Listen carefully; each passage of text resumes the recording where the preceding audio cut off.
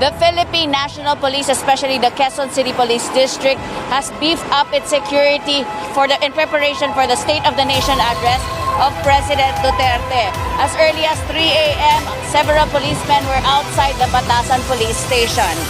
15,000 policemen from all across the metro will be deployed for today's SONA. 8,000 will be assigned in the main areas. 1,100 are for the Special Task Group for Peace and Order. 2,532 for the Special Task Group on Security, 827 for the Emergency Preparedness and Response, and more than 4,000 will be from the Augmentation and Reserve Team. Policemen assigned at the Civil Disturbance Management Unit tasked to handle rallies were all reminded that they should be unarmed and must practice maximum tolerance. All the police units are already positioned in various parts of Commonwealth and the Batasan complex. This is to ensure safety as the President delivers his final SONA. Last weekend, rally organizers have met with the local government of Quezon City and officials of the Quezon City Police District. They have agreed to keep the protests peaceful and in accordance with minimum health protocols. Kayo ay nakahanda sa pagkakataong ito at inaasahan naman natin na ito'y magiging maayos. Ang naging experience natin, ang naging leksyon natin at ating natutunan kapag merong pag-uusap at nagkasundo leadership, ang direktor ng QCPD, ang regional director ng HCRPO ay nakikipag-usapang diretsyo kasama ang alkalde ng ating Quezon City para mandaos na maayos itong programa na ito. Sa mga susunod na oras, inaasahan natin na nagsasagawa na sila ng kanilang mga programa. Hindi dito sa Commonwealth, kung hindi doon sa mga identified or pre-designated na mga lugar na hindi kagaya noong mga unang 4 na taon na dito sila nagsasagawa. Yun ay bahagi sa napagkasundoan. At mamaya pag-marcha nila dito, pupunta lang sila dito upang makarating hanggang sa puntong ito. And then after that, after a very short probably pag-ipag-usap dito, then they will disperse pabalik sa kanilang area na hindi na magkakainan. So mga kasama, hindi naman ito ang unang beses nyo na humarap sa ganitong pagkakataon.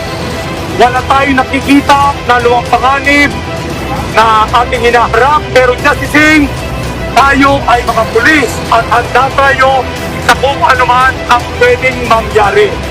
Matagal na natin pinaghandaan ito, partikular itong mga senior officers nyo na noong months before this ay nagkakaroon na ng pag-uusap at paghanda.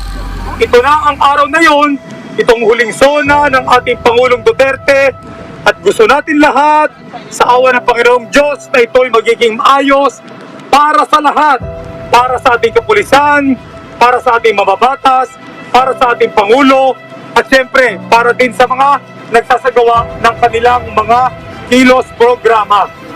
Para sa ating magbabayan, nagbigay na tayo ng abiso sa kanila na itong araw na ito, bahagi sila sa sakripisyo. Magkakaroon ng traffic, congestion ng traffic sa kapaligiran, kagaya ng inaasahan, pero ganun talaga. Kaya nga pakiusap natin sa kanila, as much as possible, huwag nang dumaan pa dito para hindi na makatagdag sa pag-escape ng daloy ng trapiko. Maaaring tulong sa koordinasyon at siyempre sa awa ng ating Panginoong may kapal. So maraming salamat sa inyo. Itong araw na ito ay napakaganda at matatapos na maganda para sa ating lahat. Mabuhay tayo lahat!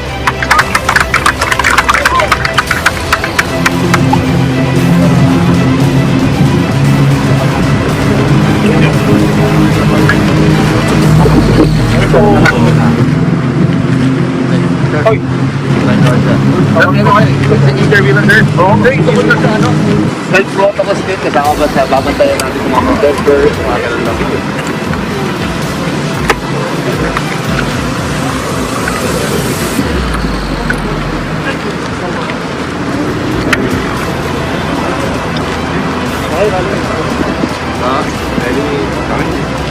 Okay,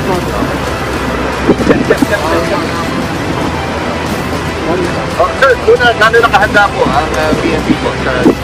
Matagal na natin pinagawa. kagaya naman even before, yung mga last minute coordination, yun ay handa tayo doon. At tayo nagpapasalamat sa inisyatibo ng, of course, ng ating local government units over the weekend, pati na rin siyempre ng ating kapulisan, ng ating QCPD, kasama na rito ang grupo na magsasagawa ng mga kilos programa na nagkaroon ng pag-uusap. At siyempre, kagaya sinasabi ng ating SL Secretary Anyo na ang talagang magbibigay ng permit dyan kung sakali sa kanilang mga kilos programa ay yung ating LGU. At ito nga na pagkasunduan na magsasagawa sila ng mga programa doon sa mga lugar na tagong, hindi dito. Pero binigyan din ang pagkakataon sa kanilang pakiusap na sila ay magmamarcha hanggang dito sa lugar na ito. Only until here. But with the observance and adherence to the minimum health protocol. Observance of physical distancing, wearing of face mask and face shield. So, we will communicate with them na sa pag-march nila dito, dapat hindi kasama yung mga bata. Definitely, sir, yung mga hindi sumusunod sa mga health and safety protocol, sisitahin ba natin? Yes, they will be posted on. And inaasahan natin na may mga marshal din kasi sila, may mga COVID-19 marshals, ito magsasagawa ng mga kilos protekta. Sa kanila naman ang galing yun eh. Kaya nga pumayag ang pamahalang lungsod ng Quezon City ay dahil doon sa kanilang kondisyon na inoffer. Otherwise, hindi papayag ang ating LGU kasi may guidance sa ating ITF na pandemic ngayon, as much as possible, wala dapat ito mga ganito. Pero because of that consideration at dahil na rin sa mga kondisyones or itong mga binanggit na mga magkikilos programa, kilos protesta, pumayag ang ating local government unit. Tapos, sir, definitely hanggang dito lang, hindi na sila pwede Hindi na pwede. Hanggang dito lang talaga sila. Ito naman ang pagkasunduan. Hanggang dito lang. Anyway, kung titingnan naman natin, kahit naman nasaan yan, paraho din lang yan. Ang point natin is, andun yung bigayan. And based on our experiences, pag sumusunod sa usapan, di wala tayong gagawin, status ko lang tayo. Pero pag sumusunod sa usapan, that will give us reason para magsagawa tayo ng ating action like dispersal, warning, but all guided by maximum tolerance principle. Okay, sir, laro ko. Konti lang. Okay, sige. Ikaw ka ba na Pwede ba umabulang sa mga bata? Sorry po, kasi nakakaling ako. Sorry. Pasensya na, sir. Ito ko lang sa mga bata at meron kang information kamo na hinahaluan ng bata yung trauma ng mga... Well, hindi, yun ay nabanggit lang sa atin, pero alam mo kasi, dun sa lugar na yun ay kanilang usapan na magkakaroon sila ng mga programa. Pero pinayagan yun ng ating LGU. Pero ang programa hindi dapat din sa Commonwealth Avenue. Ang isang usapan din, at ito naman hindi galing sa amin. Sila mismo nagsabi na hindi sila magsasama ng mga bata at saka pati yung mga senior citizen as much as possible. At kung ginagawa nila yun, dati sa reason para hindi pagtupad ng kanilang usapan. So, kung naririnig sila ngayon sa mga organizer, kami na nanawagan sa kanila na kayo po ay pinagbigyan ng alkalde, ng LGU ng Quezon City dahil doon sa mga sinabi niyo ang kondisyon.